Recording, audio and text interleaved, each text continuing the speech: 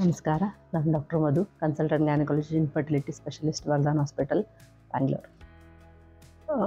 Recently married couple ಅಥವಾ ಮದುವೆ ಆಗಿ ಸುಮಾರು ವರ್ಷ ಆದ ನಂತರ ಪೀರಿಯಡ್ಸ್ ಏನಾದರೂ ಮಿಸ್ ಆದರೆ ದೊಡ್ಡವ್ರು ಹೇಳೋದು ಯೂರಿನ್ ಪ್ರೆಗ್ನೆನ್ಸಿ ಟೆಸ್ಟ್ ಮಾಡಿಸ್ಕೊ ಅಂತ. ಸೊ ಯೂರಿನ್ ಪ್ರೆಗ್ನೆನ್ಸಿ ಟೆಸ್ಟ್ ಮಾಡಿಸ್ಕೊಂಡ ತಕ್ಷಣ ಪಾಸಿಟಿವ್ ಆಗಿ ಬಂದ ತಕ್ಷಣ ಅದೇನಾಗುತ್ತೆ, 9 ಮಂತ್ಸ್ವರೆಗೂ ಕ್ಯಾರಿ ಆಗಿ ಡೆಲಿವರಿ ಆಗುತ್ತೆ ಅಲ್ವಾ. ಸೊ ಆದರೆ ಸ್ವಲ್ಪ ಜನರಲ್ಲಿ ಏನಾಗುತ್ತೆ, ಪೀರಿಯಡ್ಸ್ ಮಿಸ್ ಆಗಿ 1.5 ಮಂತ್ ಅಥವಾ 2 ಮಂತ್ಸ್ 3 ಮಂತ್ಸಲ್ಲಿ ಹೊಟ್ಟೆ ನೋವು ಬರೋದು, ಬ್ಲೀಡಿಂಗ್ ಆಗಿ ಅದು ಅಬಾರ್ಷನ್ ಆಗೋದು. ಸೊ ಇದು ರಿಪೀಟೆಡ್ ಆಗಿ ಅಬಾರ್ಷನ್ಸ್ ಆದರೆ ಏನಂತಾರೆ, ಕಾರಣಗಳು ಏನು, ಅದನ್ನು ಹೇಗೆ ನಾವು ಟ್ಯಾಕಲ್ ಮಾಡ್ಬೋದು ಅನ್ನೋದನ್ನು ಇವತ್ತು ನಾನು ಅದರ ಬಗ್ಗೆ ಹೇಳ್ಕೊಡ್ತೀನಿ.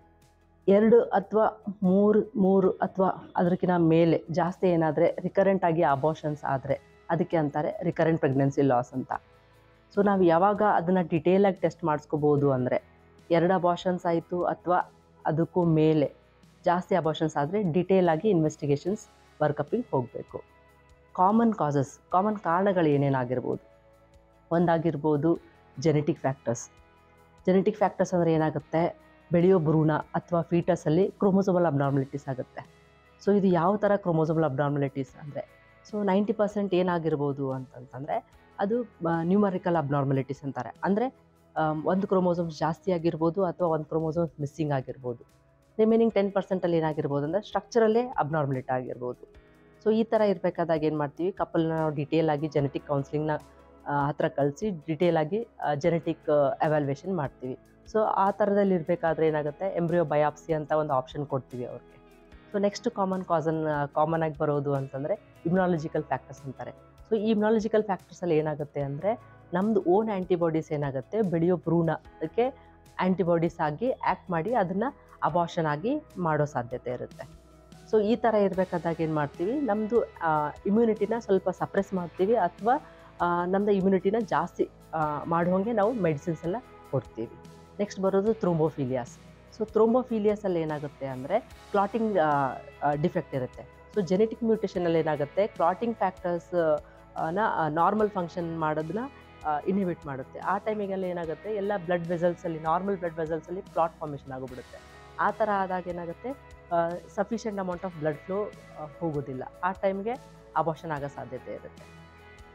ನೆಕ್ಸ್ಟ್ ಕಾಮನ್ ಆಗಿ ಬರೋದು ಯೂಟ್ರೈನ್ ಅಬ್ನಾರ್ಮಲಿಟೀಸ್ ಅಥವಾ ಗರ್ಭಕೋಶದಲ್ಲಿ ಏನಾದರೂ ಅಬ್ನಾರ್ಮಲಿಟೀಸ್ ಇದ್ದರೆ, ಲೈಕ್ ಗಡ್ಡೆ ಅಂತಾರೆ, ಫೈಬ್ರಾಯ್ಡು, ಅಥವಾ ಚಿಕ್ಕ ಮಾಂಸ ಥರ ಅಂತಾರೆ ಎಂಡೋಮೆಟ್ರಿಯಲ್ ಪಾಲಿಪು, ಅಥವಾ ಒಂದು ದೊಡ್ಡ ಎಕ್ಸ್ಟ್ರಾ ಗ್ರೋತ್ ಅಂತಾರೆ, ಮಾಂಸ ಥರ ಬೆಳೆಯುತ್ತೆ. ಸೊ ಈ ಗರ್ಭಕೋಶದ ಮೇಲೆ ಫಂಡಸ್ ಅಂತ ಒಂದು ಪಾರ್ಟ್ ಬರುತ್ತೆ, ಅಲ್ಲಿಂದ ಮೇಲಿಂದ ಕೆಳಗಡೆ ಬರುತ್ತೆ.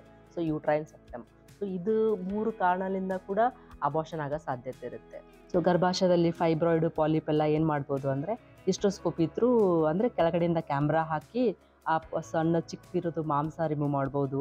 ಪ್ಲಸ್ ಸೆಪ್ಟಮ್ ಅದನ್ನು ಕಟ್ ಮಾಡ್ಕೋಬೋದು. ಅಥವಾ ಫೈಬ್ರಾಯ್ಡು ಗರ್ಭಕೋಶ ಒಳಗಡೆ ಇದ್ದರೆ ಹಿಸ್ಟೋಸ್ಕೋಪಿ ರೂಟು ಅಥವಾ ಕ್ಯಾಮ್ರಾ ಕೆಳಗಡೆಯಿಂದ ರೂಟಲ್ಲಿ ಹಾಕಿ ಅದನ್ನು ರಿಮೂವ್ ಮಾಡ್ಬೋದು.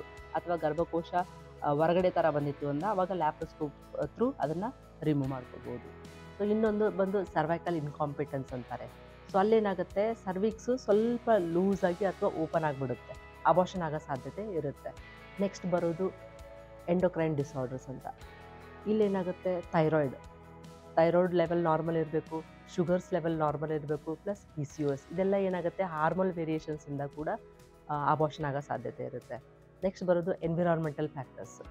ಟೂ ಮಚ್ ಆಫ್ ಸ್ಮೋಕಿಂಗ್ ಇದ್ದರೆ, ಆಲ್ಕೋಹಾಲ್ ಇದ್ದರೆ, ಅಥವಾ too much of coffee intake. So too much of coffee intake ಅಂದರೆ ಅಟ್ಲೀಸ್ಟ್ 2 to 3 ಕಪ್ಸ್ ಇತ್ತಂದರೆ that gives a moderate risk of abortion ಅಂದಂಗೆ. ಸೊ ಈ ಆಲ್ಕೋಹಾಲು, ಸ್ಮೋಕಿಂಗೆಲ್ಲ ಏನಾಗುತ್ತೆ, ಟೂ ಮಚ್ ಆಫ್ ನಿಕೋಟಿನ್ ಇರುತ್ತೆ, ಅದನ್ನೆಲ್ಲ ವ್ಯಾಸೋ ಕನ್ಸ್ಟ್ರಕ್ಷನ್ ಮಾಡುತ್ತೆ blood vessel. So blood flow to the growing foetus ಏನಾಗುತ್ತೆ, ತುಂಬ ಕಡಿಮೆ ಆಗುತ್ತೆ. ಸೊ ಅಲ್ಲಿ ಅಬಾರ್ಷನ್ ಆಗೋ ಸಾಧ್ಯತೆ ಇರುತ್ತೆ. ಲಾಸ್ಟ್ಲಿ ಇನ್ನೊಂದು ಏನಂದರೆ ಅನ್ಎಕ್ಸ್ಪ್ಲೇನ್ಡ್ ಕಾಸಸ್ ಅಂತಾರೆ.